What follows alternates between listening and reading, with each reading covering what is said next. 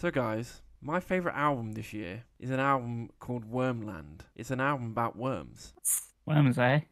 I think I may have heard that title before. What, worms? Worms. Yeah, that game that was on the old PS1 and Sega Saturn back in the day. Oh, Oh, that and one. oddly enough, has appeared on the PlayStation Plus Classics last week. Oh. And I hit the download button so fucking fast. It's like And that. I believe Brandon did as well. It's like As soon as you posted it in group chat, it was like Worms is on PS1. I was like, I'm fucking doing it. Or, yeah, Worms is on PS Plus. I was like, got it.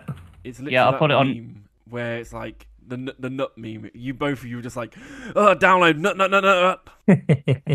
Yeah, all over my social medias is like capital letters. This is not a drill. Worms is available. Go download it immediately. Because I've been waiting for this game to be ported for the longest freaking time. And here it is. And I'm currently playing it now while we're talking.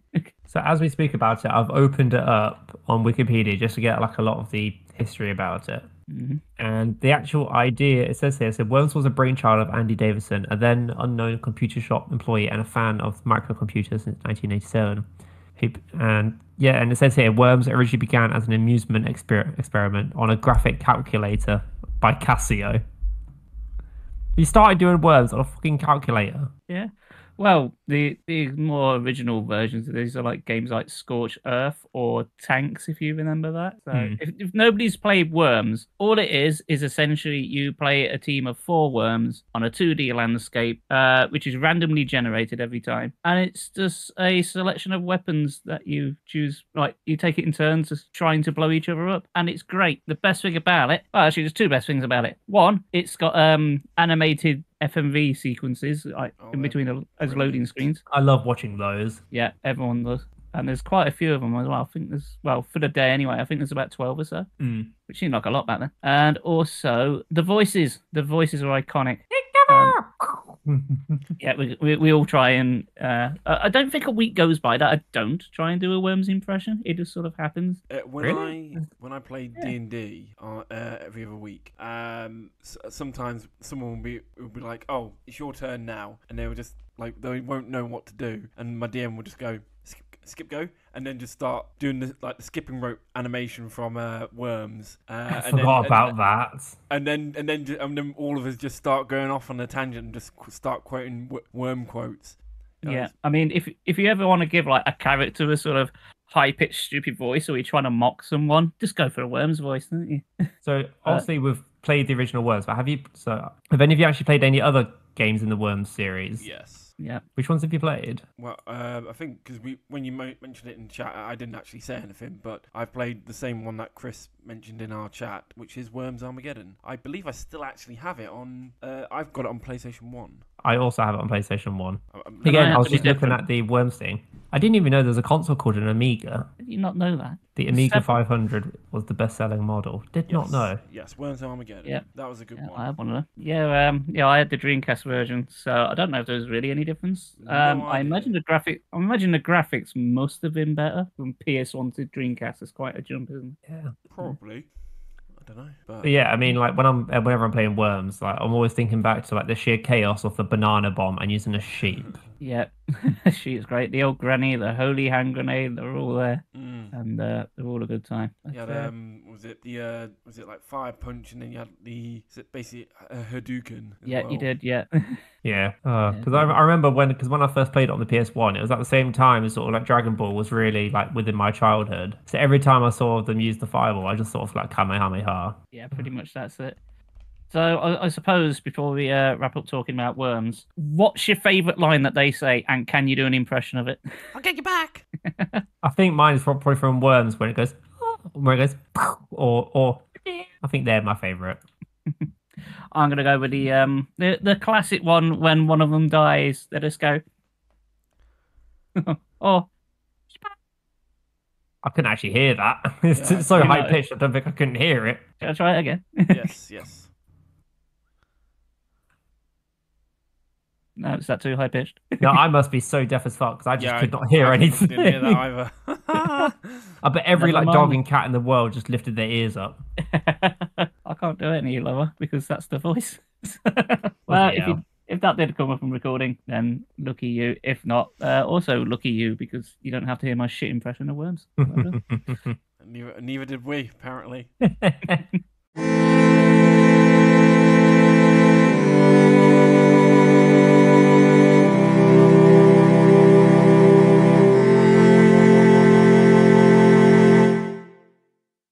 Hello, everyone, and welcome to Victory Achieved Podcast, a podcast where we discuss games, movies, TV, anime, manga, music, you name it, we've probably done a show about it. And I'm going to stick with the Worms names for my introductions. So if I'm going with team names from Worms, Team 1 Up, Dan.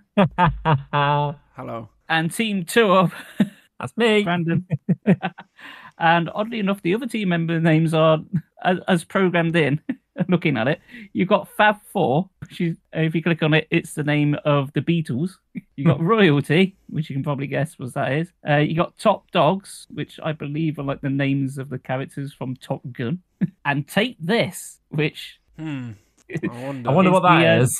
The names of Take That. So that shows you the mindset. Don't forget the other ones that come up. Like, I think Waterloo is one. Yeah, Waterloo, Fab, Merry Men Utensils, Teddy's, Team 17, All for One, and Cool good old Card. Team 17. Yeah. You know, oddly enough, there's a guy that works where I work, the site, like, next building, and he works for Team 17. Really? Yeah, really. Yeah. I've had a quick chat with him every now and again, and I keep trying to get him to plug my Twitch. It's like, go on, make a new game, and I can showcase it. It's like, go on, get first dibs. It's not happened yet. I can but try. So, where are we going to start today, lads? Because we just got a sort of grab bag of things, haven't we? Yes. We have got bits and pieces. Yeah.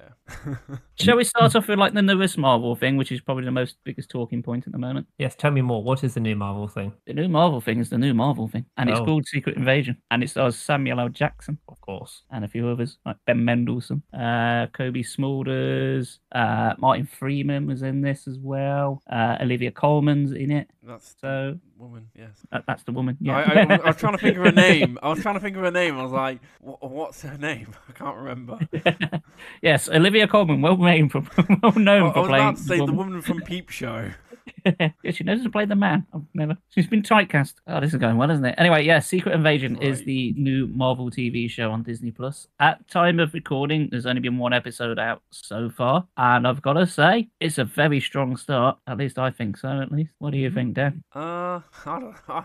I think I was half watching it. No, I did enjoy it. I say this every time. Like, it's one episode. You can't really judge the whole thing on one episode. I think every time there's a Disney Plus show, I always enjoy the first episode, and then the whole thing will come out, and I'll either be like, oh yeah, it's great, or I'll be like, it got worse as it goes on, and then I'll either, if I rewatch it, I'll be like, oh, actually it was better, or actually it was worse. I don't know. It was a good episode, but it was one episode, but it had some big revelations in that one episode, and a big moment at the end. It sure did. So, from anyone unfamiliar with the concept of it, you might have to go into spoilers for Captain Marvel for this. I'm sure people can survive hearing one of the spoilers of one of the worst Marvel films, so, you know. I quite like.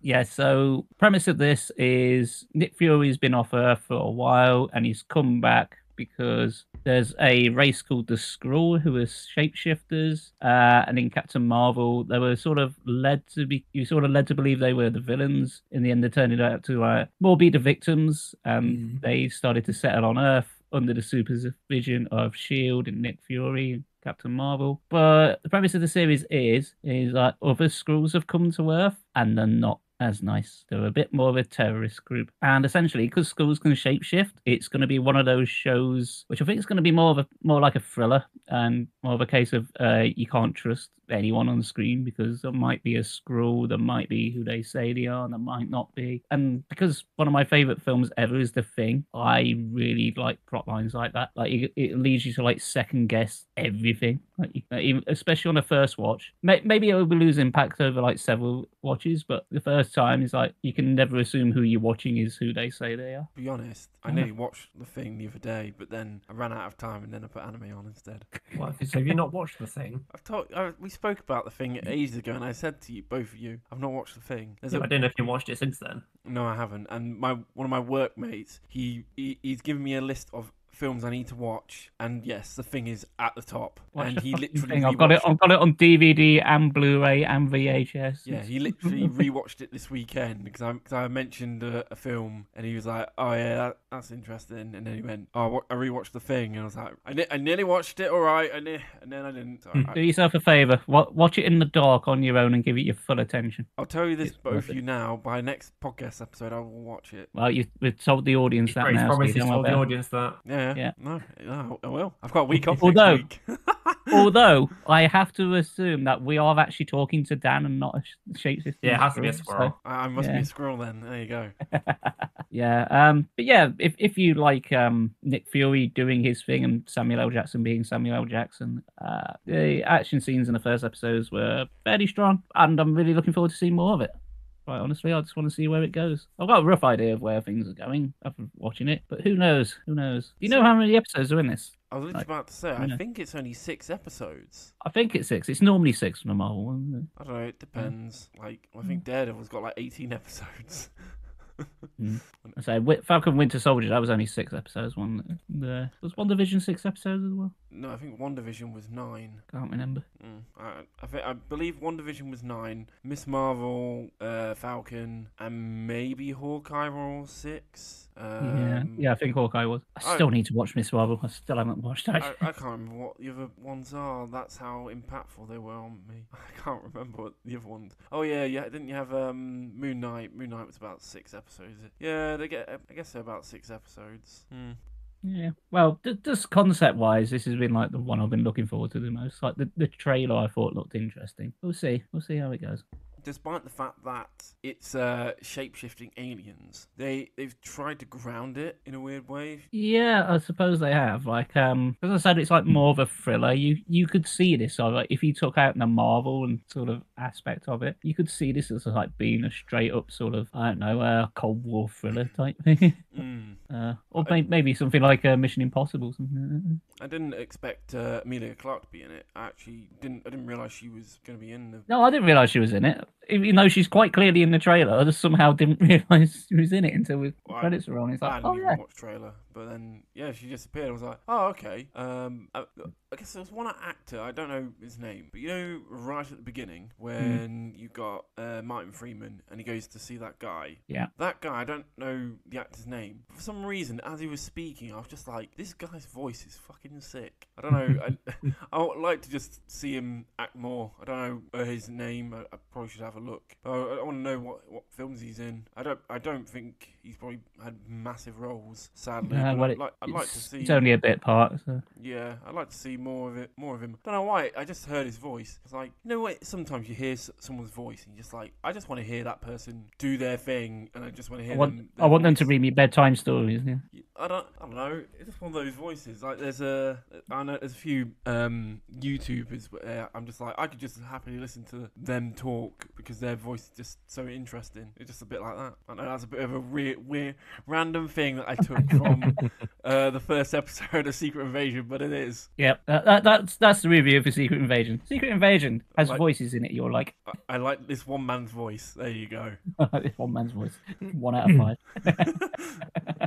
Well, it's hard to dislike anything that Samuel L. Jackson's in. Sometimes I forget how old he is. You always do, isn't it? It's like, what is he now? Is he in his 80s? Getting on? No, he's 74. 74, yeah. Still old. I remember, like, in that case, it was like 14 years ago when somebody told me that Samuel L. Jackson was 60. It's like, is he bollocks? It's like, well, he is. He's aged incredibly well. Yeah, he just keeps on going. And near enough everything. Maybe not near enough everything, but most of the big stuff, he's always pretty damn good in it. Even if he is probably playing mostly the same character to an extent. Yeah, he can play himself for all he wants, like in every film. Yeah, I'm not like he's a great actor, like complete 180 from Secret Invasion, but Django Unchained. He's absolutely fantastic as a villain in that. Oh yeah. Spoiler alert! If anyone's not watched Django Unchained, yeah, he's a villain. That's me. No. Spoiler alert! There you go. Or I'll forget by the time I watch it. He's great. He's a great actor. Yeah. No, it'll be interesting to see where Secret Invasion goes. New episode tomorrow. I won't watch it until Thursday, but yeah. Yeah, I did notice during the show that when the action scenes hit in, it's like Samuel L. Jackson's not really doing any of the acting. He does like more of the dialogue. Like who's doing the fighting? It's like Ben Mendelsohn's doing that. Yeah, I wonder why. I was like, it's even got the new Indiana Jones, and you can't imagine Harrison Ford doing loads of the action scenes for that. Funnily enough, I can't picture Harrison Ford as Indiana Jones doing action scenes, but I can picture Harrison Ford just kicking ass, just in day-to-day life, just punching someone in the Any of you are going to watch Indiana Jones 5? I'm going to have to have have more more one I've seen is Tomb of the Crystal Skull. Oh dear gosh, Brandon, why? What's that? There's only three films. Brilliant. And the only reason that I've seen Tomb of the Crystal Skull is because I like the scene where they start eating like snakes and the monkey brain. Wait, what? You're getting confused with Doom? That's it, Temple of Doom. That's it. Oh my gosh, Don't Brandon. do us to that, Brandon. We try to forget about the fourth one. You gave us a heart attack then. How? I don't get it. I'm so confused. You said you watched the fourth film. The fourth film shit. Oh. I got one worse than a heart attack. I got bloody Callie Margo in. To be fair, Yeah, I remember watching that and just enjoying that scene. The Temple of Doom's fun. Yeah. Last Crusade, fantastic. Last Crusade's the best one. Oh yeah, by a mile. My opinion. I know most people say like Raiders of the Lost Ark is the best one, and then it gets like more silly as it goes on. Which, granted, yeah, especially the second one. The second one's very out there. But the second one's more of a case of spot the reference. Like, even right beginning, like opening scene when Club Obi-Wan, it's like, yeah, it's going to be like that, is it? Yeah, I know. We've just gone from Marvel to Indiana Jones. Yeah, put Indiana Jones in a Marvel Cinematic Universe. Indiana Jones is a Marvel himself. Technically, he's in the Star Wars universe. He's a secret character in Lego Star Wars Complete Saga. There we go. It's all and there's Lego Marvel, so yeah, that'll do. Close enough. Yeah, that's the connection. Yeah. Yeah, Secret Invasion. Yeah. Good so far, but I need more. Mm-hmm. Yeah, we'll do an updated one for sure. Oh yeah. I did watch The Whale since the last episode. Good film. Agree with everything you said, Chris. That's all I need to say. Glad you enjoyed it. We watched another thing though, haven't we? Yeah. Do you wanna? So what did you think? So the newest, as of recording, I think the newest Grand Tour episode came out just over a week ago. How'd you find it? I enjoyed watching it, but thinking back to it, I thought it was pretty bad. It was a bit mid. James really pissed me off. Like his car was awful. His car was absolutely awful. And he did the other thing. You did hear him at the end. He was just like, "I've really cocked up this recording." I don't know. I thought it was a complete step down from what I normally expect from them. Yeah, completely agree. Where they went was lovely. Like the scenery and everything was great, but other than that, I didn't think the challenges were that great. Even the little race that Hammond was in, they put too much comedy in it, and I was just like, whatever. James May's car was frustrating. I don't know. It just didn't. It just felt off, like completely. It just seemed like there wasn't as much production money for that episode. For a year wait, like they recorded it a year ago. For that was kind of a bit of a letdown. It was. Like I said, it's one of those. It's Grand Tour or the classic Top Gear lineup. I enjoy watching it, but I think I much preferred the one before. I can't remember where it was. It was the Scotland one. No, it wasn't. That was no. Was it not the Seaman one? I think it was the one where James crashed. James crashed into the tunnel. Yeah, that one was a good episode. That was a good special. But this one, and the fact that the end was like near enough identical to the prior one, was just a bit like, oh, okay. Yeah, it was a bit of a cop out, the ending. Right. It is unfortunate that of the Grand Tour episodes, it's probably the weakest one that they've done. But I mean, I'm an absolute sucker for the comedy. Like there were bits where I was like laughing out loud. Like I found it really funny. But a lot of the some of the, how they do that bullying each other thing. Yeah. Like I don't know what it was, but the bullying in this one just seemed a bit boring. Like, the moving of James's car into different places, and then James exacting his revenge, and everyone miraculously catching up to James at the end. Yeah, it was just over a week, but I still enjoyed it. Like, is it one that I'd probably watch again? No, that's probably where I'd stick it. It is unfortunate. Yeah, I thought you weren't a big fan of the Wales one. Which was the Wales one? It was either the one after or one before the Scotland one. I think it was the one before. Actually, I can't remember. Where they did a whole lot of random things in Wales. It was like a bit of a sporadic. Oh, that was the first one after the lockdown, wasn't it? Was it? It was either the first or second one, because the Scotland and the Wales ones were the. Yeah, Seaman is the. Seaman's the first one after lockdown. So yeah, Seaman is Vietnam. A Massive Hunt is Madagascar. Lockdown is Scotland. Carnage à Trois was Wales. That's the one. I thought you said you weren't a big fan of that one. Yeah, I can't remember if it was Carnage à Trois or Lockdown. One of those two. I think it's that one because I remember. I think it was when I went. It was when I went to Saltburn last year. My brother put on the TV and I think he then put Grand Tour on that, and that one came up, and I was enjoying it. But I always remember. I think that you're not a big fan of it. I can't remember. I need to rewatch it. That's what I mean. Like some of these like Grand Tour episodes, like some of them are memorable, but some are just. I mean, to be fair, the main reason probably why they're not memorable is because they're like a freaking year apart. Yeah. Oh, it's the same with so much media.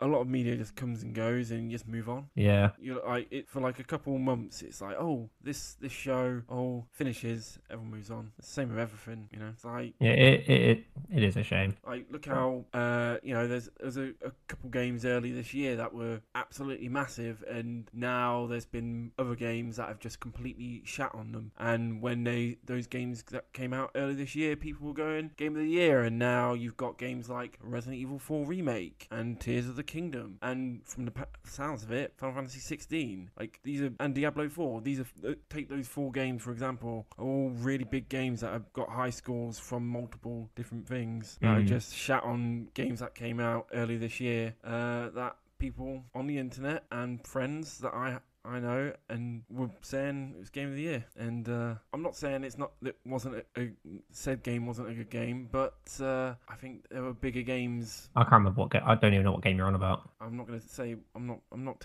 saying the name, but no, the only game I think the only game that's come out this year that I played is Wolong, and that went too great for some reason. Yeah, I stopped playing that one. Both of you I want to get back and complete it just because I can. Both of you sounded quite positive. Well, you were a bit mixed, but you both sounded more positive than more than you sounding now. I think it's just because unlike like Dark Souls, Elden Ring, and Neo, I don't know what it is about Wolong, but I just can't seem to get into it. I don't know what it is. Yeah, I was fine with it at first, but I was finding it harder and harder to get into as it goes on. But what really doesn't help is we've just had like one good game after another, and I've just been massively distracted. I've simply just haven't gone back to it. I've always had something else on the go, like stuff like Resident Evil 4, Dead Space. You know, I've one thing straight to another, as I'll quickly talk about in a minute or two. Yeah. You know, I'll be honest, there's been quite a lot of really good games this year already. There's only so much time to play them, and also go back to things from other years. And saying that you also had like Nintendo. You had a Nintendo Direct last week, and that's even more new games. There's a new 2D Mario game. I did mention it to Weldy. He said a few things on it. You got the remake in Super Mario RPG, which I will definitely be getting because I really want to actually finish that game. There's more stuff coming out every month, every year. Yeah. Anything else on your guys' agenda? Yeah, I'm just trying to think of an opening. Well, while you think of it, I guess I'll give you my closing thoughts on Tears of the Kingdom. So because you have now completed it. So it's done and dusted, and you don't have to hear about me talk about it until the last episode of the year. So this is my second favorite Legend of Zelda game. Really? Yeah. And am I right in saying is it Wind Waker your favorite? No. Or Ocarina of Time my favorite. Yeah. Then it's Tears of the Kingdom. Then it's Wind Waker. Yeah. Then it's kind of joint Link to the Past. Then Majora's Mask. It's funny you mention the Legend of Zelda games because just before you continue on for Tears of the Kingdom, I'm actually replaying Ocarina of Time just for the hell of it, and I'm trying to because I know you said listen to like these like the dungeon music, so I'm actually like actively trying to listen out for those. But I still think the Boris Temple is my favorite so far. Or just in music in the game, or just temple music? And music in the game in general, like just everything. I think so far, the Forest Temple is my favorite. I'm a bit biased, but I actually, funny enough, I watched a video where it was like a guy was picking his favorite Zelda song from each game, and his Ocarina of Time pick was exactly the same for me.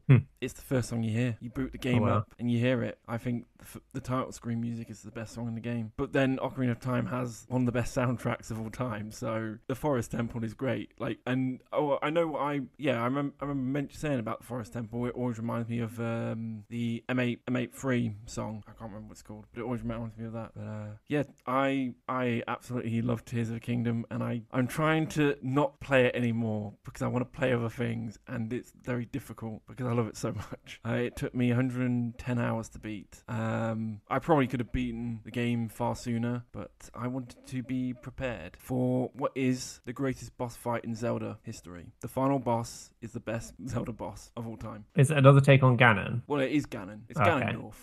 It's Ganondorf absolutely flexing. It's incredible. What would you say makes Tears of the Kingdom sit in that number 2 spot compared to the other Legend of Zelda games? One, it feels like it's a Zelda game. Like, I think that was one thing I love Breath of the Wild, but it doesn't always feel like a Zelda game. Tears of the Kingdom feels like a Zelda game. It's pushing you narratively like a normal Zelda game does. Yes, you can just be like, screw this, I'm just going to go to the final dungeon and beat Ganondorf. Yeah, you can do that. But narratively, it feels like you wouldn't do that. Whereas you have like Breath of the Wild, straight off the bat, go kill Calamity Ganon. Yeah, okay, that actually narratively feels what you would do because that's how Breath of the Wild feels. Whereas Tears of the Kingdom, it feels like you need to do everything. You need to sort everything out. And there's a lot of like the temples are great. All the dungeons are good. They feel like classic Zelda dungeons. All the shrines are far better than Breath of the Wild. They all feel more individual. I said this before. I don't know. It's just the whole package. I guess it's the whole absolute package of Tears of the Kingdom is just that good that I don't think, except Ocarina of Time, and maybe I might switch. I don't know. I don't think so. I think Ocarina of Time, I think story-wise, just has something more. But Tears of the Kingdom is such a great foil to Breath of the Wild, and I think that's also why it's fantastic. Breath of the Wild and Tears of the Kingdom are two very, very similar stories, but it's kind of from the perspective of two different characters without spoiling anything more. It has some really interesting themes. Both games kind of complement each other well, but it's where it all comes down into Tears of the Kingdom is what is like the fantastic payoff. Like I said, Ganondorf is incredible, and the final boss, the final fight with him is the fight that a long time ago Nintendo did a thing called was it Nintendo or no, there was a gaming event called Space World. I can't remember what year it was. I think it was like 1999 or 2000. It was before Wind Waker, I'd say that. And at this event, they showed a clip of Link and Ganondorf fighting, and they said this is the next Legend of Zelda game. Obviously, it was a lie because then they did Wind Waker, and I think people wanted a really decent Ganondorf fight since then, and it's taken over 20 years. And yeah, this is definitely a fight that has been inspired by From Software. I'll tell you that. Really? Yeah, 100%. Okay, it's making me really excited because the whole reason I'm replaying through the Legend of Zelda games is because I want to get into Breath of the Wild so that way I can then play Tears of the Kingdom. I'll say this: I had 26 hearts, and that's a lot of hearts. The maximum is 40. I had 26 hearts, and halfway through the boss fight, I didn't think I could win. Well, I don't want to spoil why, but I tell you this: I lost all my shields. Bloody hell! I had the Hylian shield, and it got absolutely twatted. I lost so many weapons. This is a boss fight done well. This is definitely a boss fight influenced by From Software. Is it like a complete gauntlet of a fight? Right. If you take Breath of the Wild for a grand example, Breath of the Wild, combat-wise, you can pretty much just bulldoze your way through it, just pressing the action button, just pressing whatever I can't remember what button, but basically just by button mashing to an extent through Breath of the Wild, you can get through it. Yeah, you can do it mostly through Tears of the Kingdom. There's a few things you can't, but the last fight, Oh no, if you don't know how to do the combat, you're absolutely fucked. This is a boss fight definitely influenced by From Software. This is like one of the best Nintendo boss fights of all time. I look forward to it. I've got a long way to go before I'm ready for Tears of the Kingdom. Chris, do you feel the same way of what Dan's been saying about Tears of the Kingdom? But he's not played it, I don't think. I've He's not not played played it. it. I thought you. No, I've not played For it. some reason, I thought you have done. No, I've not played it. One, because it cost you being Nintendo, and I've had it spent a couple of months. But also, it didn't really grab me. I wasn't like a huge fan of Breath of the Wild. And the whole sort of combining item things just didn't really grab me. And all the crafting stuff. I don't know. I just looked at it and thought I'm probably not going to enjoy this all that much if I'm brutally honest. I don't think. I think you'll like it more than Breath of the Wild, but I don't think your thoughts right now are completely valid, and because we've done so many episodes together. I've got a feel of your taste, and I completely understand why you have those thoughts, and they are completely reasonable. Like, Breath of the Wild isn't really a Zelda game. It says it is, but it's not really. It's just another open world game with Zelda slapped on. It's still a good game, but it isn't Zelda. And I guess, Tears of the Kingdom, there's a lot of stuff that, it doesn't really feel like Zelda, but then where it goes into where it feels like a Zelda game, you kind of just forget that, you can craft stuff.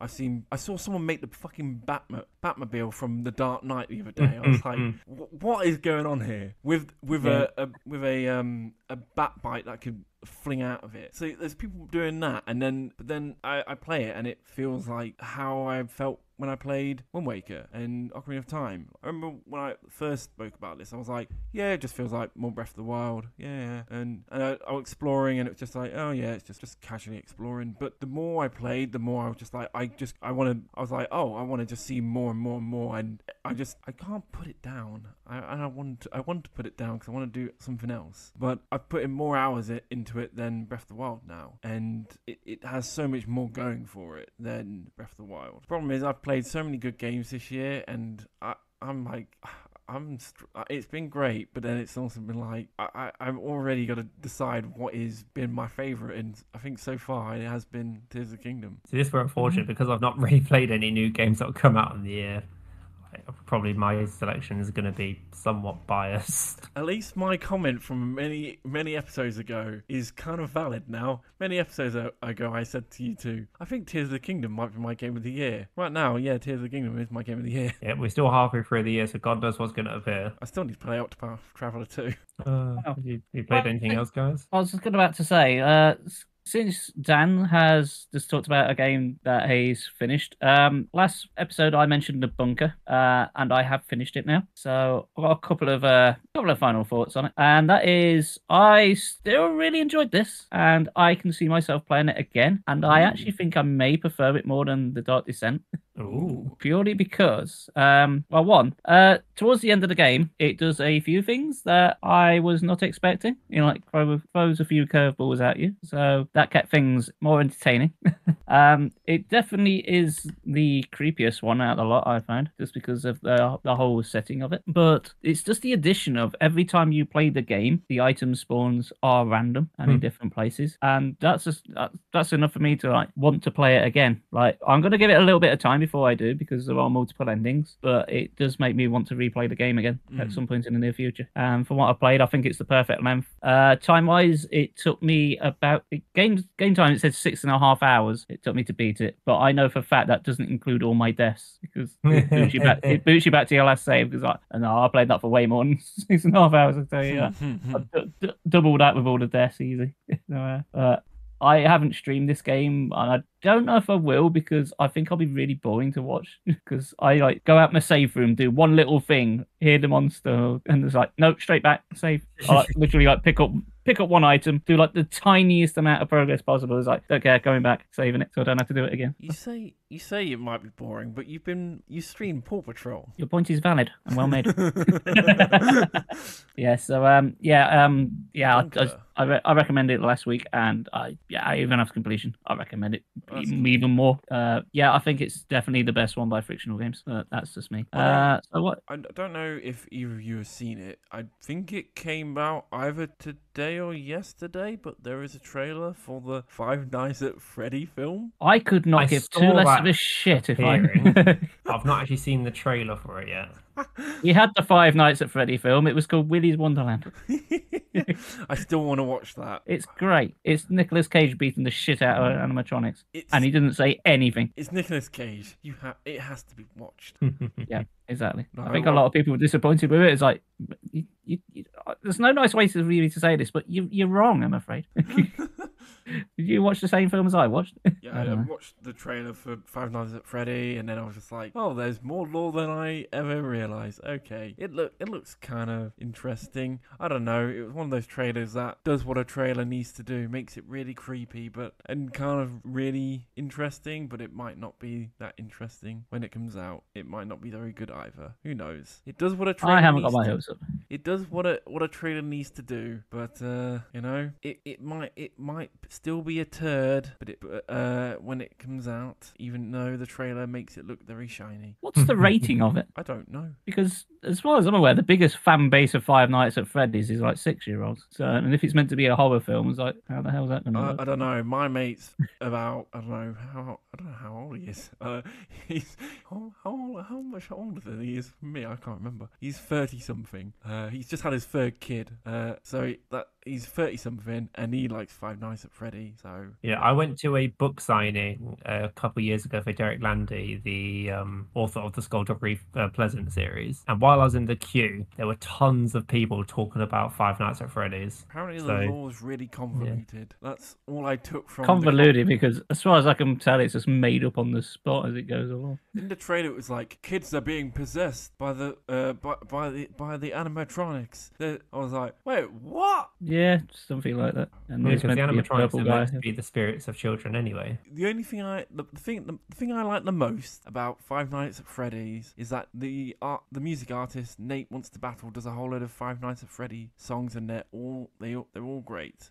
And other than that, I have no interest to ever play it. Nope, I never have, never will do, because I know the whole thing just relies on jump scares. But then you say it's a scary game, but then you've got children's books in like the works about it. So I've actually read the Five Nights at Freddy's books, and I've been wanting to get the Five Nights at Freddy's game Security Breach purely because it's not that jump scare based mechanism. So Security Breach, it's the one where you're trapped in like a shopping mall or whatever. Well, it's like the actual funfair bit, and you've got to basically escape with the help of like the janitor or the security guard, and you've got the animatronics walking around. There's like different puzzles you've got to do, different things you've got to do to try and like escape the thing. That genuinely looks really fun to play. I've seen like the YouTubers play it, and it looks, I had a good time watching it.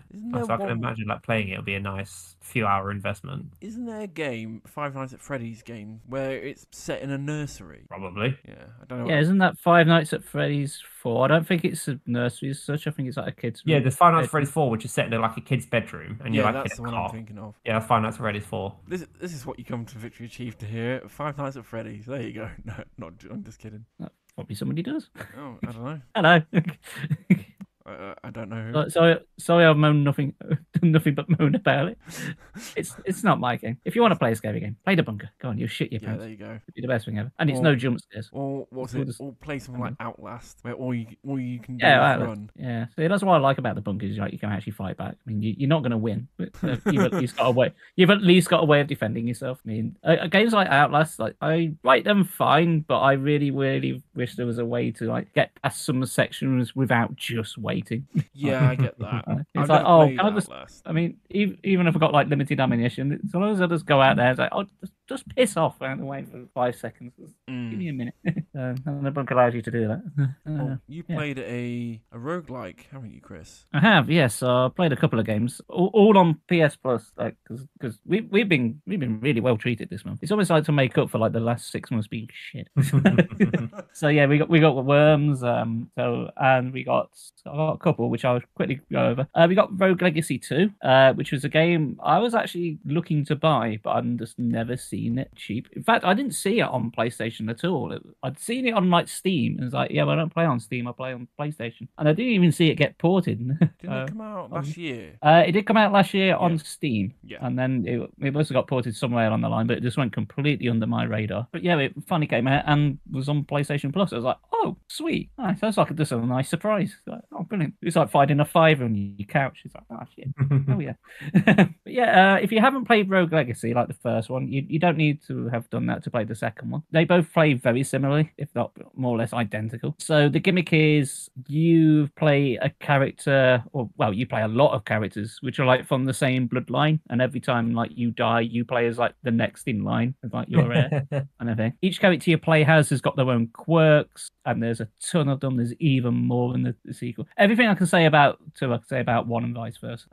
So you've got things like, you'll get a character. There's several different classes. I think there's about 12 or 13 classes all in all with like attributes. So you'll have like ones like sorcerers, which have got like a ranged spell but have like very low HP. Barbarians, which are like hit like a truck, got a high HP, but it's quite slow. And the whole gimmick of Rogue Legacy is it's a 2D platformer. You go around smashing up enemies, you get gold, which you use between runs to level up your mana, and there's a ton of things to level up. If you're going for 100% completion on 2, Jesus Christ, you're going to be at it for years. There's so much. Like there's hundreds and hundreds of upgrades from things just basic things like give yourself more health, to more obscure things like higher percentage drops.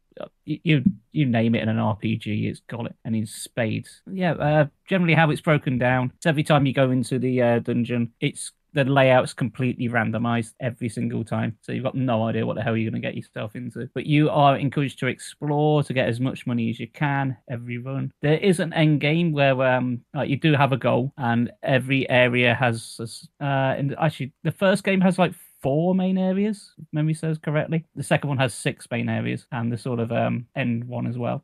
So your main goal is to explore each area, kill the boss in each one, and once you finally kill all the bosses, then the door to like the final area will open up. And the good thing being a roguelike, it's not a case of you have to fight all bosses every single time to do it. Like once the boss is dead, it stays dead. You can refight them if you want to, but as a roguelike, I find it very forgiving, because there's always a sense of progression. It's like, oh, your character dies because you can only take so many hits, but because you earn money every single time, at least on the next attempt, you are making progress. Like you're getting more health, you're dealing more damage, you're getting better equipment. Yeah, because there's equipment as well. There's a leveling up system as well, which permanently upgrades your stats all across the board depending on what your class you're playing as. There's a lot of RPG mechanics. If you like leveling up and stuff like that, then you're in hog's heaven with this. But the game's got a sense of humor. Like one of the abilities, for example, is called IBS, and all it does is like every now and again you just fart. I was about to say every now and then you shit yourself. There is a upgraded version called Super IBS, which basically replaces your skill with like a big fart cloud. So yeah, it's just a fun game. And if you played the first and you haven't played the second one, go for it. It fleshes it out a bit more. It's got a couple new mechanics, like there's a sort of spin kick where you can like bounce off terrain. Think a bit like Hollow Knight. In fact, Hollow Knight's not too far removed an example as to how the platforming works. Yes, if you like that game, then you'll more than likely like this as well. And say it's on PlayStation Plus, and it's really good. I've had a lot of fun with it. I've put a lot of time into it. It's because of the nature of the game, you can just pick it up, just have a quick run. Like if you've not got much free time, but you want to play something very quickly, like for 10 minutes, go on, pick it up, have a quick run. Or be like me, where I end up like playing it till like 3 a.m. because I keep failing. But I've got it. It's like I just want to beat this one boss, and like 8 runs later, I finally do it. It's like, God. It's great fun. It is kind of a roguelike. I just remembered something that got announced in the Nintendo Direct. Funny enough, Brandon, you know what you're playing? What's that? Well, Brandon's playing Vampire Survivors while we're fucking recording. Yeah, I am actually playing Vampire Survivors because I've actually completed like a few bits. So I'm like, oh fuck me, I've got more stuff to unlock. Well, that's been announced for the Switch finally. But the only thing that interests me about the Switch version is it's got 4-player co-op. Right. Yeah, I was like, wait, what? Other than that, I can only imagine that means the game is going to throw 4 times as much stuff at you as the probably. And especially if you're dealing with this on the Switch, which is compared to the current gen consoles, might struggle a bit. the fact that it is a PC game is probably. Yeah. I don't know. Yeah. That's I just remembered that. I was like, oh yeah, that's the thing. But That's insane. How is that going to bloody work? Because like, we get the same collectibles. So you like, I don't know. I've got no idea how this is going to work. I'm not going to buy it. I've got it. I'm not going to buy it. I've got it on PC. Yeah, I've got it on PC. Yeah, I've got it on Xbox and mobile, and I've 100% finished both of them. I'll tell you what, the mobile one's quite good to play when I'm traveling, and I get several buses a day. So you can do a run, 2 runs a day minimum. Be done in no time. Yeah. Anyway, anyhow. So with Rogue, like, how many characters are there in Rogue Legacy 2? There's a lot. Rogue Legacy. In Rogue Legacy 2. There's tons. Like it's literally like every time you die, you play as a brand new character every time. Oh, do you? Yeah, it's not like you say like Vampire Survivors where you pick a character. It's like you do pick a characters, but it like re-rolls it, and you got like a choice of 3 people to play as every time. It's like you want to play this one. I didn't realise that.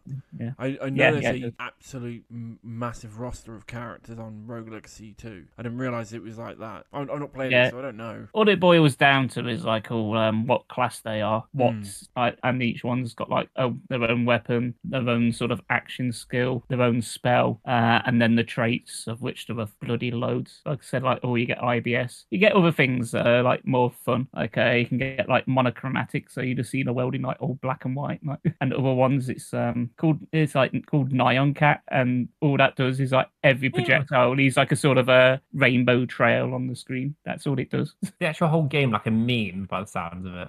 There's got a lot of meme humor in it, but it's not like in your face. I do recommend you play it because you've got PS Plus, so there's no reason why you can't get it. I know. There's quite a few games on the PS Plus which I've been meaning to pick up, but I just keep forgetting to download it because of work. But the good thing of Rogue Legacy is because of like the art style of it, it's like under 1 gig. It's like 800 megabytes. It's not big. That's a very easy one to download and start. Yeah, you can download it in 5 minutes. That's another reason you should get Worms. It's a very quick download. Yeah, it's like 300 megabytes. Yeah. Anyway, while we're talking about PS Plus, so I did download one more game, but I haven't put anywhere near as much time into this as the other one, and that is Far Cry 6. Oh, hello. So I had a bloody game trying to get this to work. 2 reasons. One, the install size, unlike Rogue Legacy, is like over 100 gigabytes. That's like a fifth of my hard drive just gone.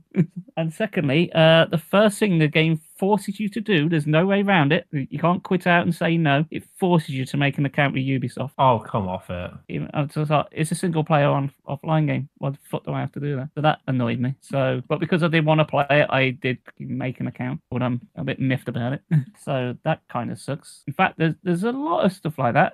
Even like in the menus, menus advertise you like fucking online DLC, and it's like so immersion breaking. Well, there's no real immersion anyway. Like you just go in the menu and it's like just like your equipment screen, and just on the corner it's got all this adverts for like the DLC. It's like players fast. Like, are you taking the piss? Bear in mind this when this game first came out, there was like a £100 version of it to buy. It's like, oof, that's a bit much.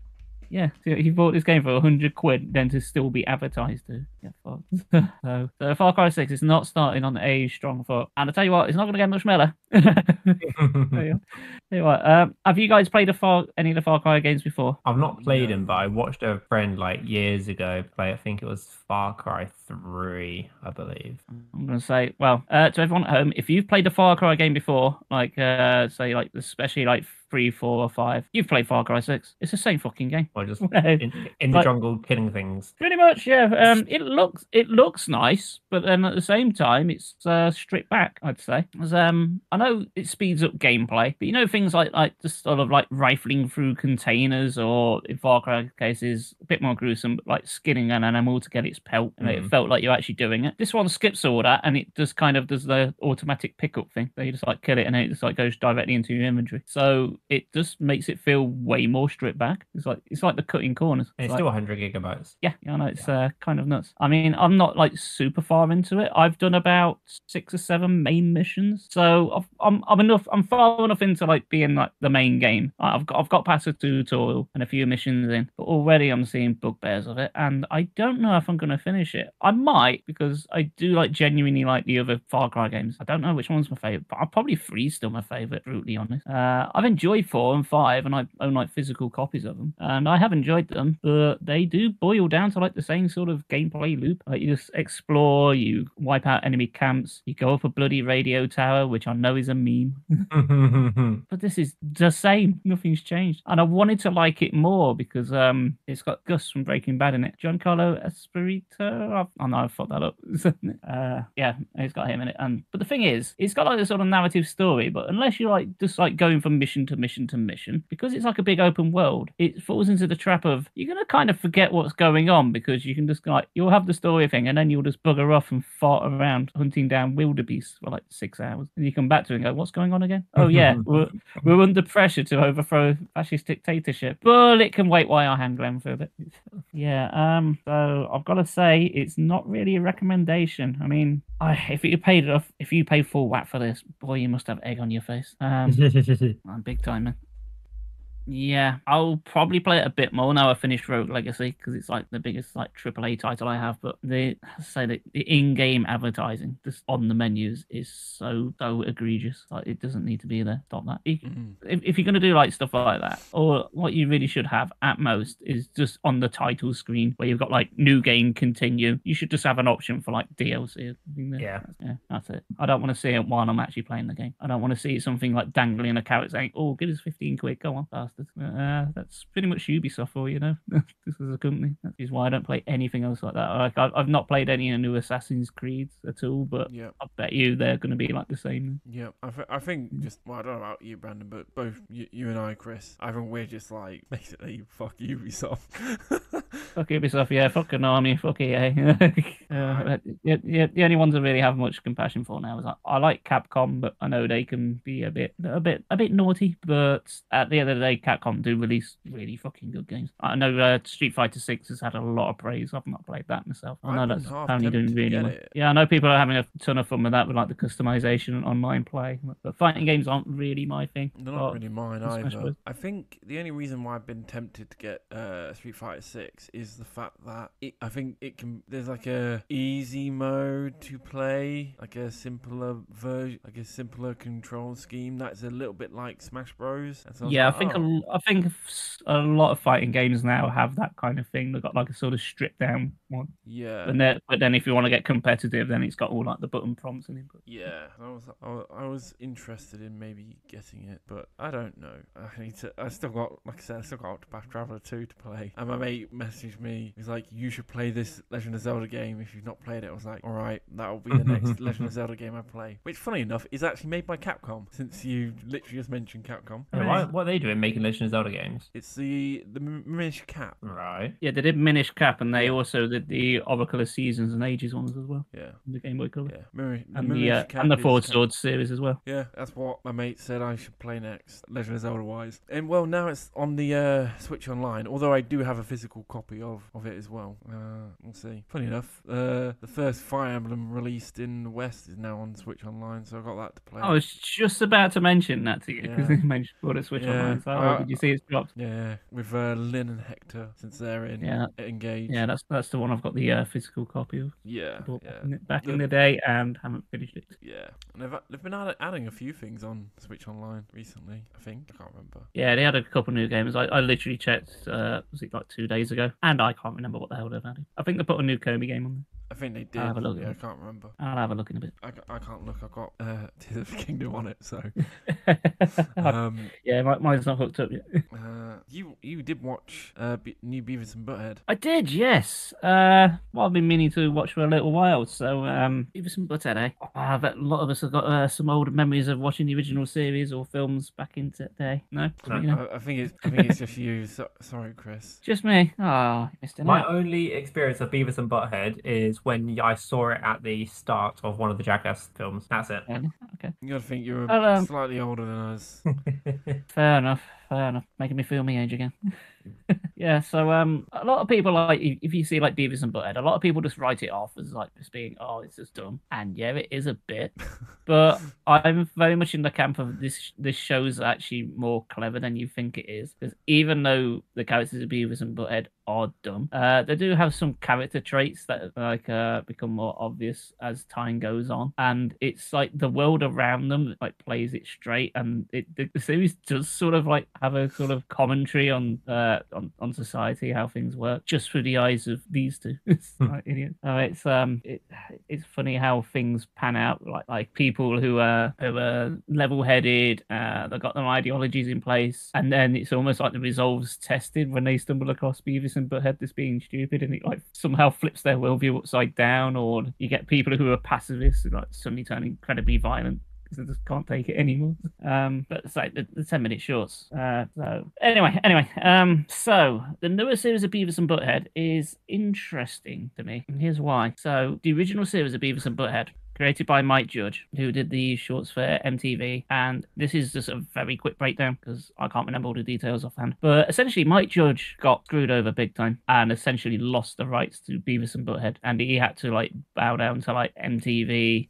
There's a lot of like cut content because in the original series, Beavis and Butthead did a lot of like essentially roasting videos before YouTube, playing a music video and then making stupid comments about it, which is one of the main draws of the show. But MTV being MTV, they did it for some music videos and like, oh no, you can't rip into that because we want to like promote this. So that peed off Mike Judge, and rightfully so because it's his creation. He can't do what he wants. Anyway, fast forward to like the new series of Beavis and Butthead, and one of the most distinguishing things about it is it's no longer called Beavis and Butthead. It's now called Mike Judge's Beavis and Butthead because he essentially has the rights to his characters again after all these years, which is something you never really hear about in animation. Normally, so many people lose it and that's it. They just don't have it again. So Mike Judge's Beavis and Butthead is honestly pretty much the same as the old.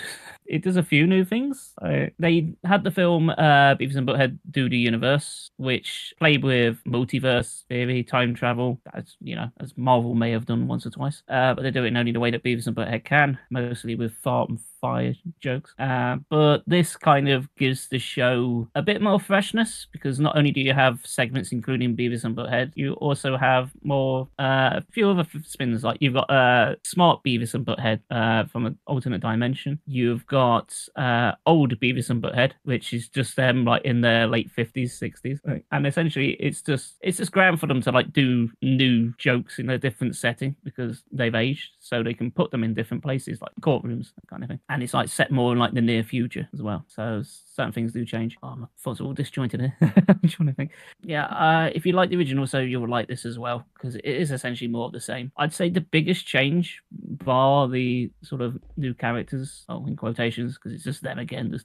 alternate versions of them, is whereas in the original they just like take the piss out of like MTV music videos. They still do music videos, but they're kind of like, there's only about half as much as there used to be. And instead the other half is taking the piss out of YouTube videos, essentially. So if you're not all that much into music, but you want them to rip into someone else, someone that you might be familiar with on YouTube, then yeah, they tear into them as well. So yeah, I really liked it. And I thought, I've been meaning to get round to the new series in forever. I didn't realise they got as far as 2 series. It's like, I have fallen far behind. So I was like, I just really like Beavis and Butthead. I think it deserves way more praise than it does. And I think the people who do like it, do like the show very fondly. It's a bit like, take like Simpsons. Like old Simpsons is just completely adored, but there's so much Simpsons now that it's kind of soured it to a certain degree.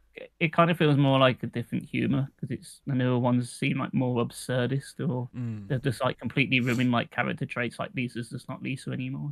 I always think the example, like the episode where Lisa like is really enthralled by Lady Gaga. I was like, that's just not Lisa. What the fuck have you done? Yeah, that doesn't sound like her. But a show like Beavis and Butthead is like, ain't broke, don't fix it. Neither. Oh no, like I can tell, like it's a bit like South Park. Like both South Park and Beavis and Butthead are probably similar. As you say, if it's not broke, don't fix it. I don't know. I don't know about South Park completely, but I would say it's more. South Park's very different to what it used to be. Yeah, that is true. That's just reminded me, I've still got to go through, because again, that was a project I started a while ago. I was watching every episode of South Park, and I think I got as far as season 7, and then I stopped. That's a shame. I think that's when I moved to Leicester. Yeah, I still really like South Park. I mean, the humour has changed in it, but I think the writing's still strong enough. I just love the way that they just take the piss out of any modern events. Yeah, and they're normally very on the ball, because they said their turnaround's like 4 days for an episode. That is so good. Get something very quick. That's incredible. The catalyst for me me wanting to watch Beavis and Butthead was because of guys coming across the pond, old Retro Smash. They're back. old. They've had a new episode. They've had their episode out. Yeah. Well, Weldy was on about us talking about the MCU, and he just happened to mention, he's like, dude, I just watch Beavis and Butthead try and get honey from wasps. It's like, I don't care. I'm not gonna lie. When we were talking about Secret Invasion, I just thought Weldy just being like, oh my gosh, here they go, talking about more Marvel. Or do I have to watch this? Do I have to watch Guardians to watch Thor to watch Mr. Incredible? I don't. I was just thinking. I did comment on their post when they put it up. I did the whole, like when you type like capital letters, small letters. Yes. I just typed, oh, but it's imperative that you have to watch every film in order. It's like... Funny enough, this is actually something about Weldy I didn't realise. I was listening to a Retro Smash episode today, funny enough, and Weldy mentioned something, and when I was watching his stream the other day, my first thing I put in on the stream was trouble with the trolley, because he accidentally fell off a little platform. And that came to my mind, and it made him laugh.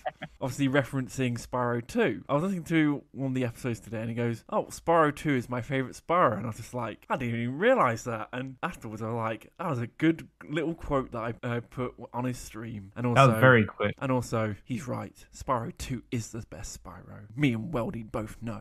Then you got me in Spyro 3, then 2, then 1. Yeah, that's a question. We've never heard your thoughts, Chrissy boy, on Spyro. Oh yeah, because I finished the third one. Well, you've finished all 3 of them now, haven't you? He didn't 100% them, Dan. I didn't 100% them, no. I had other things to do. I did the base game. I'm sure I can live with the fact that he hasn't 100%ed them. I can't. I was. Brandon, that's a you. I had to have a cry in the corner. That's a you problem, Brandon. I can quite happily live with the fact that I'm honestly like the racing stations in the third one is like bollocks. Yeah, I'll be honest. Some of the racing, especially the skateboard racing at the end, is absolute bollocks. Oh, I didn't like the skateboarding either. Yeah, I like the skateboard trick ones. Yeah, they're all right, but the skateboarding races in the third one are absolute bollocks. I've done them. Yeah. I've got 100%, but they are bollocks. Yeah, the time limit on the racing one's so tight, like incredibly so. Like even the first one, I was like, "Am I doing something wrong?" It's like, "No, I'm doing it right," because I got it eventually. It's like, well, that's so tight. It's like the first one. You thought it'd be like a bit more lenient, but it did it like milliseconds to spare. To optimize it, yeah. Yeah, it's incredibly hard. Well, at least I didn't really give the others a fair shake. I sort of like did one, and I tried another one, and I was like, "Oh, bollocks to this!" Did it a few attempts. It's like, I mean, I just want to get the game done on stream. I'm not going to spend like an hour on one level. It's like, bollocks. Like for me, I find Spyro 2 is like the best of both worlds. It has more going on than Spyro 1, but it has enough that it isn't overcrowded. Or that there's not too much where it feels like it's just got where it feels like it's got too much going, and it's like, no, try and have a bit less. Like Spyro 2 has a good balance of it all, and I think that's why for me it's my favorite. I like all 3. I love the trilogy. Both, I love them, but I feel Spyro 2 has the best balance out of the 3 of them. The ending to 3 is like... Go on. I'll say the main thing that I'm thankful for the trilogy is because I never would have played the first Spyro game if it wasn't for the Reignited trilogy. Well, you never played it. I've never played the original until the Reignited trilogy. So that's why when I first played it and I was like, oh, that's meant to be a boss fight. I was like, oh, that was disappointing. Yeah, they are. The first one is like that. That's the first game. I was gonna say the weird thing about like the third one is like the pacing of it. I don't know. There's no build up to anything. It's like, you just like have a boss fight and you just automatically in the arena. Like you had a couple of cutscenes like just before for like the couple of the bosses. The final boss, there's no cutscene before it. You're just there. You're just fighting, and like it's like, oh, we're not gonna get one. It's like, yeah, we're just here. We're just fighting. Like there's no. Wait, so see, did you fight the sorceress the second time? I fought her. There's 2 sorcerers. Yeah, but the second time, even then, there's even less of a cutscene. She just appears again. It's like, oh, here we go again. That's just like nothing. You just like go into the boss room. That's it. You just like fighting her immediately. There's absolutely nothing. You just see what I mean? Like, what the fuck? See what I mean by like Spyro 2 is like a good amount. It has enough story going on and enough build up. But also there's not too much stuff. enough to do. There's enough stuff to do, but it's not overburdened by it. 3 is just like every level must have 6 eggs. Every level must have this. Every level, it's like, all right, I get it, but you know, you can hold off on some of it. Whereas like the second game just feels like it's balanced, even if like the last world only has 4 levels, and like the first world only has 6 levels, and in the second world is like 12 or 18. But even despite that, it all feels balanced in like a story aspect. I don't know. That's See, well, what I'd say, like story-wise, yeah, the second one's the best one because you're introduced to Ripto, you get his deal, you actually have like a couple of run-ins with him, and then he's fully built up as the antagonist, and he's quite clearly the best boss fight. Yeah, he's actually got a couple of phases from what I remember. yes. So it was like, yeah, fair enough. That was a decent. I didn't mind him at all. But as far as gameplay concerns, I think I prefer the first one. And the sole reason for that is in 2 and 3, you get abilities throughout the game, and you have to backtrack to levels in order to 100% complete them. Whereas in the first one, you didn't have to do that. You could finish every level on the first try. Well, I thought I just think the pacing wise, this is better. Like, there's nothing worse than I found in like 2 and 3 is like trying to 100% complete a stage at the beginning of the game, and then just realizing, well, I've just wasted a bit of time because now I can't do it because I've just come up against a brick wall, and it's nearly always at the end of the level. I've noticed, especially in the third one, you get all the way to the end, and it's like, oh, there's a lot that I can't get through. So knackers that then. Funny enough, the first game, funny you say, oh, you can do it all in one go. On the Reignited Trilogy, you can, but originally on the PS1, you couldn't. There's one level you couldn't do. There's one level where when you get to the end of the level, you get the final dragon you find goes, oh, I can't remember the first home world, the artisan. Yeah, he goes, in the artisan home world, there's a secret level. And you're like, wait, what? You're like, oh, so then you have to go back and do the secret level. But in Reignited Trilogy, if you know about it, you can do it straight off the bat. You can do it as the first level once you start the game, which is the complete difference between. That's the biggest difference gameplay wise, I would say, or progression wise, not gameplay wise. Progression wise between the PS1 version and the Reignited Trilogy. Not like you would have noticed, really. Yeah. One of my chatters said like the third one was their best one, and I didn't quite get why. But then once I defeat the final boss, it all made sense why it's the best one for them at least, and I was totally on board as oh, I see why. Yeah. And that's just because the character of Moneybags, who's been taking your money since the first game, you can finally get revenge on the little fucker and just roast him to death. I love that moment in Spyro 3. Absolutely love that. Because by the time I get to finish the game, I was like, I didn't really enjoy that one all that much. And then it just clicks like, oh, now I get why you like this game. Fuck this guy. But on the swing side, Hunter, the cheater, he gets a happy ending. He gets a little love interest and everything. It's like, fuck that guy.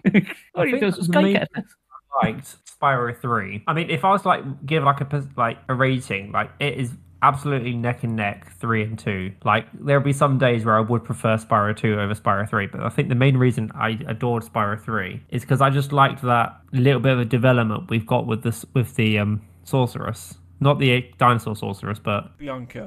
Bianca. I liked that development we had with Bianca. Even though it's blatantly obvious what was going to happen. Oh, yeah. When you start, it's like, yeah, I think we all saw that coming. Yeah. Yeah, because as soon as Hunter's like, oh, she's kind of cute when she's angry. Oh, well, we know what's going to happen now. Just the fact she's just like a fucking Lola bunny and I think it's like, yeah, she ain't going to be evil. I've seen enough B-stars to know what's going to happen here. Am I right, Dan? Yeah, final season's coming out soon eventually. Coming out soon eventually. What a juxtaposition. Yeah, I think next year, I don't know. Next year or the year after. Studio Orange are producing it. Absolute juxtaposition. Yeah, you know it. I was gonna talk about their latest anime, but I never did. It's Trigun. And that is? It's Trigun Stampede. It's good anyway. Yeah, talk about Trigun because I've seen the original one, but I can't remember much about it. I was never actually. I was gonna talk about something else, but I can talk about Trigun Stampede. It's probably a bit more interesting than the other one. The other one I've spoken about before. It's good. We want to be interesting on this show. Yeah, Trigun Stampede.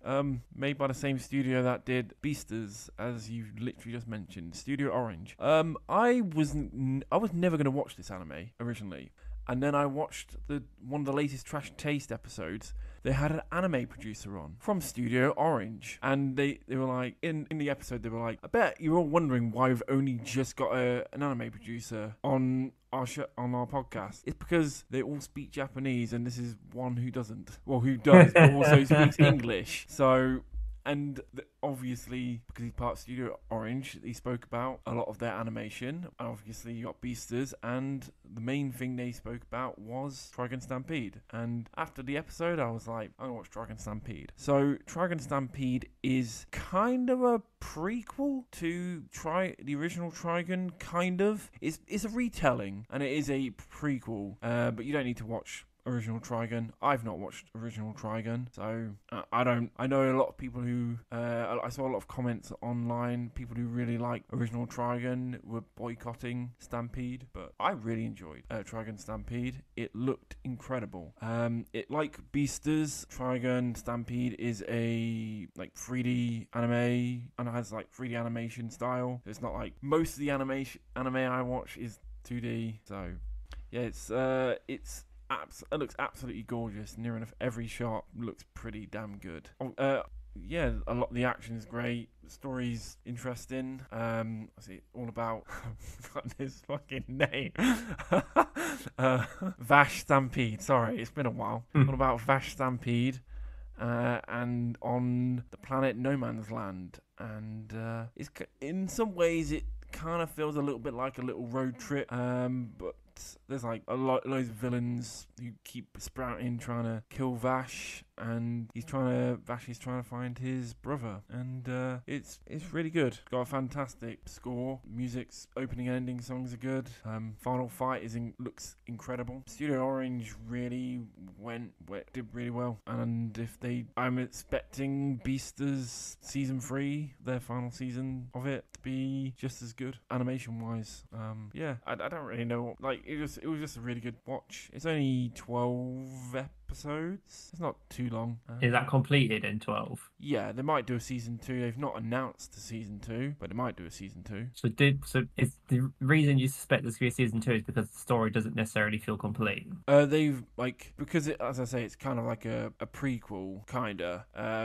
They've obviously left it open for more because I think one of the characters from the original Trigun only just appears at the end. I don't know. I just remember reading the comments on Crunchyroll. It's like, oh, this character's just appeared at the end. I was like, okay, I have no idea who this character is, but clearly it's one from a character later down the line. I really enjoyed it. Like I said, I mainly watched it because of the Trash Taste episode with the producer of it. It's great. Studio Orange, really good. Yeah. You guys done anything else? Many things, Brandon. Because, as always, because of my hectic life, I haven't been able to do anything much, unfortunately. It's all right, Brandon. One day you'll come on this podcast and be like, yeah, there'll be like one day where all of a sudden I won't shut the fuck up. You'll be like, just be the Brandon show. It's like your turn. you'll be like, guys, I played Final Fantasy 16 before both of you. We're like, wait, what? We're like, whoa, shut up, hold the front door. But no, there's like lots of stuff which I like started like that I've not really played enough to be able to actually get like a full opinion of because it's been too brief, or the stuff I've watched which I've not completely finished. So I can't make a full opinion of that. The stuff I've been reading I've not even finished. But I mean, if you want anything exciting, I've done some construction work on the house over the weekend. This is why people come to the podcast. We all like Brandon's story time, don't we? Of my weird and wonderful life. Oh no. Oh, have I got a tale as well? Yeah, so when I bought the house, just about a year and a half ago. Obviously, when you buy a house, you have to get a survey done of the property. And one of the things that got flagged up on my survey was the decking in the garden is slippery, uneven, and needs renewing because it's rotten. So I was like, okay, fair enough. Not this year, but next year. So now we'll start looking at getting the decking replaced. So we ripped up the decking, and we're now getting some new decking put into place. But the original homeowners, what they've done, they put the decking straight onto the basically the mud. So all the wood was just rotten because of like moisture and stuff. So what we've done is like we've dug in like posts. We put posts in, we've concreted them in, so we've got like an actual base above the ground level, and then we'll start putting the decking down. In the process of us digging these like gaps or these holes for the concrete, we were hoping to get at least a foot deep through the soil to give enough space for like enough concrete to be able to make like a strong holding. We could probably only get half of that because then we'd like reach slabs. So like, for fuck's sake, we've now got slabs to deal with. But every now and then I would start digging through this mud and just find some absolutely bizarre objects. So do you remember that story of when I found like a grave marker or memorial behind the shed? I was thinking about that, yeah. Well, guess what I found buried underneath the mud at the weekend? I found a dumbbell. I found a whole fucking dumbbell buried underneath the mud. I was like, How the hell do you? Why? Well, clearly it was too heavy for them. So, but the fact that it's just buried, it's just got this like heavy iron mass just buried underneath the mud. I found a paint tin as well. That was found under the mud, and it wasn't even like until I started like speaking to colleagues, and they were just like, "Yeah, this is like a routine practice of builders. Like, rather than disposing of it, they would just bury it when they do building." I was like, "That's disgusting." But why the hell would a dumbbell appear? Yeah, so that's my random adventure. I found a dumbbell. All right then. If we're turning quick tales, I've got a quick one for you. This is more of a comedy of errors. It's just like how much bad things can happen to a single person at once. But let me just lay this on you. I was nearly going to do this as a social media post, but I thought, no, it's too fucking stupid and no one's going to believe this. So I didn't bother. I assure you this is true. So, last Thursday, wake up, go to work, regular day. The sun's really out. It was an extraordinarily hot day. So I didn't take my jacket. I was like, just in my work shirt. That's it. Just a thin work shirt, button up thing. That's it. I went to work in that. Get there. One of my colleagues is rang in sick. So I was like, great. So I got to wait for my other colleague to come in. So I was doing a little bit of lone working, but it wasn't too bad. I was fine. I know you finally get this. Day goes on as normal. About 5 minutes before we close, go to leave for the day. The heavens opened and it did not stop. And it wasn't like a bit of rain. It was full-on torrential storm. Me and my colleague, he'd done exactly the same thing as me, just short sleeve shirt, nothing else. It's like, are you shitting me? Anyway, we both go out of it despite the bullet and say, "Oh snap, we can do it, isn't it?" So we just go out and we got completely soaked to the bone, absolutely drenched. But I was going to go in town anyway. I wasn't like making a beeline home, so I thought, fuck it, I'm going in town now. So I go with HMV, buy New Queens of the Stone Age album, which is pretty good by the way. And I'm just sodden, and I can't even like move my arms properly because my sleeves are just sticking to my shirt. It's like sticking to my arms. So it's like, yeah, I look like a fucking robot trying to move. Completely soaked to the bone. Anyway, I go down to Primark because I'm wanting to go there anyway, which means walking in more rain, and it's like absolutely torrential. It's like water's running down. It's like the whole place. It was disgustingly heavy. Yeah. So I go into Primark. I ended up buying a new t-shirt and a new coat that I didn't even want because I've got to put something on before I catch a cold or something. Anyway, get up to the counter, and this is where the bad luck starts, as if I hadn't already. I've got my earbuds in, like my little Raycons, hashtag not sponsored, and I'm talking to the guy behind the counter. Well, he still is talking to me, and I couldn't quite make out what he was saying. So I took my earbud out, I dropped it, and of course, me being me, it didn't just drop on the floor. Oh no, it decided to fall into one of the big cardboard stands that was full of like wrapping paper. Oh, fuck's sake. So cue me holding up the entire queue after having paid, saying, yeah, my headbud's dropping there, I'm gonna have to get it out. So I'm literally grabbing all these tubes of paper out, get this fucking earbud out. And of course, I didn't find it straight away. It took like 2 minutes to do it. It's like getting more and more embarrassed and stuff there. So this ain't going well, is it? And everyone's just shouting, just empty the whole thing. So I did. Anyway, got it back. Went to the Haymarket, got changed in the public bathrooms. It's like put my new shitty coat on, which I paid like 15 quid for, but I didn't want it. I just needed something for the rain. Put on my new Simpsons shirt. Oh, I got a new Simpsons shirt out of it. Anyway, go back outside, back in the torrential rain, and I thought, right, I'm going to make it to the bus stop. If you've ever been to Primark, they'll know that the bags they give you are just like paper, like brown recycled paper. Never mind, I'm in a torrential downpour. So, start running up the road. I see my bus. It's just pulled up. It's like I can just about make that if I start running. So I see where this is going. I run about 3 meters, and the bag just completely disintegrates. All my stuff just falls on the floor. Just everything I've just bought is in a pile of just brown mushy paper. And then my bus pulls off, and I'm just staring at the floor for like a full 30 seconds, registering what's happened. It's like, fuck's sake. So I ended up scooping it all up in just my bare hands. And I walked to the bus stop. Thankfully, I have the foresight to have my work bag with like a plastic bag in it. So I've got somewhere to put all this matted brown mess and new clothes, which are just completely soaked to the... I'm a new Queens of the Stone Age album, which thank fuck it's in cellophane, because it would have been ruined. It got to the point, I was just like looking around, it's like, am I being filmed? Because if anyone's following me, I just look like a fucking jinx. I feel like I'm in a Mr. Bean episode or something. There's no way this much bad luck can happen to a person in like the space of like 20 minutes. But I was like, oh. Anyway, 20 minutes later, my bus finally turned up, but I'm still like sopping wet. And then I went home, in which nothing else bad happened. It was just fine after that. I had a curry, calmed down. It was all right. And normally I would have been like really miffed and angry, and I suppose anyone else would be. It was like, oh fuck's sake, this is like the worst day ever. But it was getting just to ludicrous amount of levels of bad luck. I just started laughing. I was like, there's no way this is real. There's no way. He's like, oh, bugger this. So, yeah, then, that was a fun day. And then you streamed on Twitch, and someone put points into your challenge to play in the next Paw Patrol. They sure did. Actually, I'm going to take this opportunity to plug myself because new to the channel, yes. I've been actually doing some offline. Well, I say offline, like away from Twitch, like co-op, because I finally got round to working out how to do like online chat through like Twitch and Discord, and I sussed it, and I thought, this is going to be a right nightmare. I was running through all the hypotheticals about what could go wrong. Anyway, I started doing co-op with this person. It just worked first time. No problems. I just played it back, like recorded it, played it back. It's like, that worked absolutely fine. No problems whatsoever. So, going forward on my twitch.tv/Spanky Rambles, on Sunday evenings, I'm now going to be doing co-op streams with another Twitch user by the name of Agents Revenge or Agents_Revenge. She's going to be my new co-op partner, and we're going to start playing. We're going to kick off with Borderlands pre-sequel. So by the time this comes out, we'd have probably done a couple of episodes. Yeah. But yeah, going forward, that's the plan. I'm going to stream with her, and hopefully, I'm just probably going to do like some one-shot streams with like other streamers.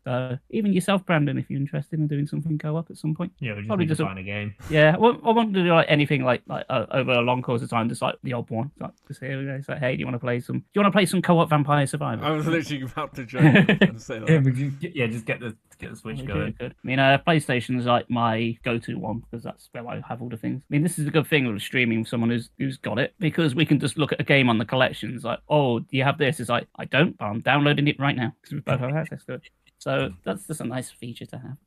But no, I'm like really excited about it because I'm not much for co-op gaming normally because I'm more of a couch co-op. But now it's like all up and running. I'm sort of like, ooh. And I like the person I'm streaming with. I'm very picky about who I stream with. Like, I've had offers from other people and like complete strangers. It's like, oh, do you want to play? It's like, not with you, mate. No, I don't know who the fuck you are. Yeah, I'm very much looking forward to that. And of course, with Borderlands, it's great. And she's never played it either. I'm like, and she's someone that like platinums trophies, like in like every game she played. I was like, how the fuck have you not played Borderlands yet? I just haven't.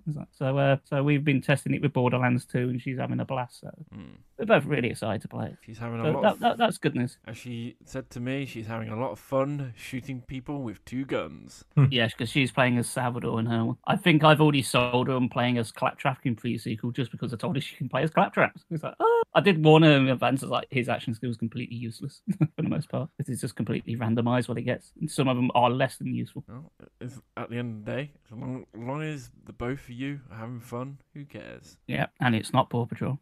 Well, although I do have one more to play, which is my last channel point. I can't wait. I can't fucking believe I've got all the trophies. You're like, come on, Marshall, one last time. Yeah, one last trip. It's like, this is it, the final one. It's like, at this point, it's just a process now. It's like, well, I've done all the others.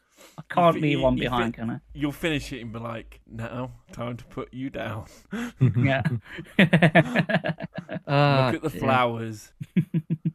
I'll tell you what, I want to do with Ryder and Chase what they did in Full Metal Alchemist with the dog and the dog.